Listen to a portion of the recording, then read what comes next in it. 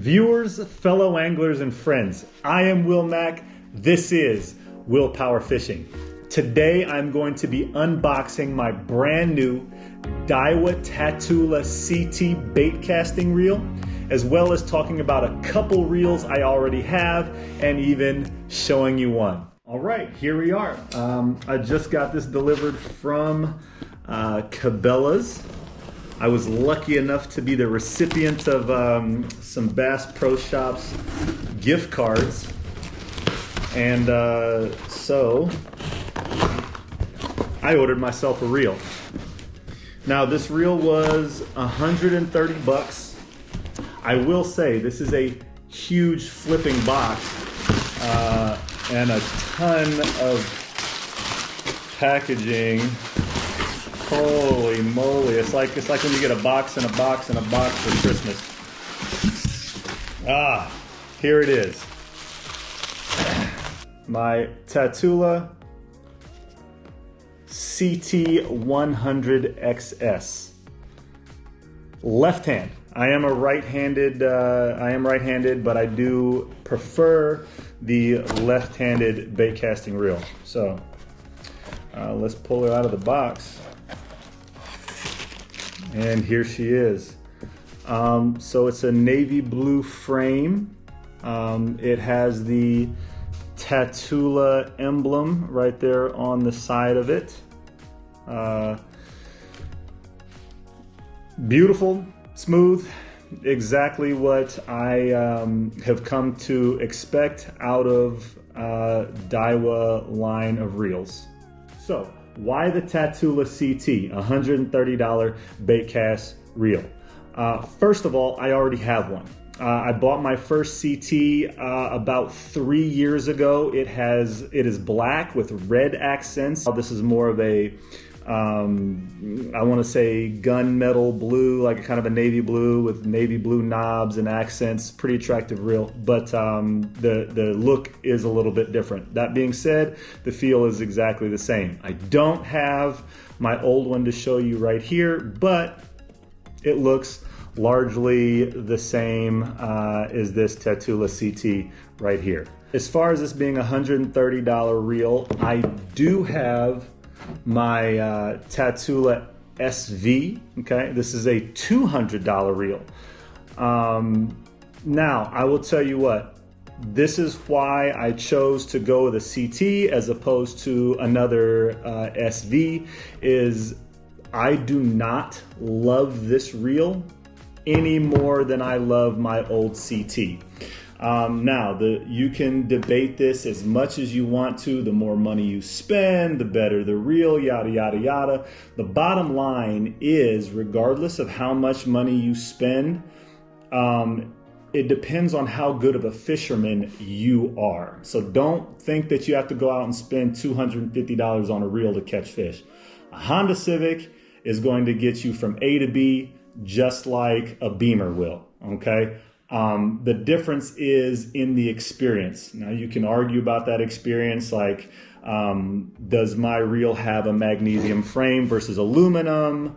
How smooth is it? Stuff like that. That all has more to do, or how light the reel is. That all has more to do with the experience of fishing than actually catching fish. Remember, the fish have no idea how much you actually paid for the reel or the rod, okay? That being said, I will give you a baseline, $100 to $150 for a rod, and $100 to $150 from a reel is right where I like to stay. If you go too cheap, it won't last, number one, and number two, the cheaper it is, the less sensitive your gear may be, which may compromise your ability to catch fish. So, as for the price point that I like to stay in is right around, like I said, $100 to $150 for both the rod and the reel. That being said, I've had some $80 rods that I absolutely love. It all comes down to what makes you feel comfortable out on the water. All right, now that we talked a little bit about my new reel and my old reel, let's talk a little bit about rods. Once again, I have one brand spanking new rod, and then I have one rod that I've been using for about 1.5 years now. The first one I want to talk about is my brand new spanking rod. Tackle Warehouse had a sale on Dobbins rods. This is a Dobyns Fury. This is a 7-foot medium heavy. It's originally $130. It was on sale for $90. So that was a hell of a deal that I got on a Dobbins rod. Now my brother-in-law, who's a kayak tournament fisherman, swears by these rods. I'm normally a lose rod guy. Plus, I'm a big fan of the Tackle Talk podcast with Andrew Hayes. Really great guy. He'll answer all your questions on Instagram. Check him out. He's a really good source of information. But he is really adamant about Dobbins rods and a lot of their different series of rods as well. So for quite a few reasons, I was really curious about trying a Dobbins rod. Now, as far as Dobbins rods go, the medium heavy is going to be a little bit faster of a tip than, say, a loose rod. So even though this is a medium heavy, I do plan on throwing maybe some heavier moving baits like 1/2 ounce chatter baits, 1/2 ounce swim jigs. It will be kind of a versatile rod, but it's one that I can get away with throwing more moving type baits on it.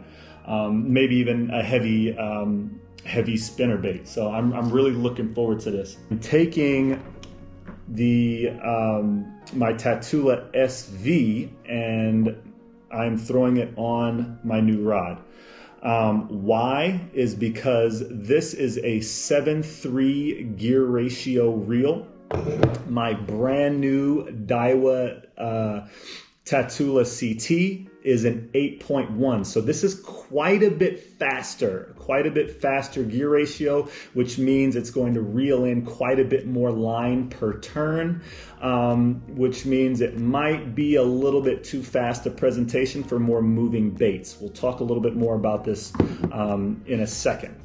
But this is a 7.3, which is a perfect gear ratio for, like I said, slow rolling spinner baits, swim jigs, things of that nature. So I am going to toss my my beloved Tatula SV on my brand new medium heavy 7.3 Dobyns Fury.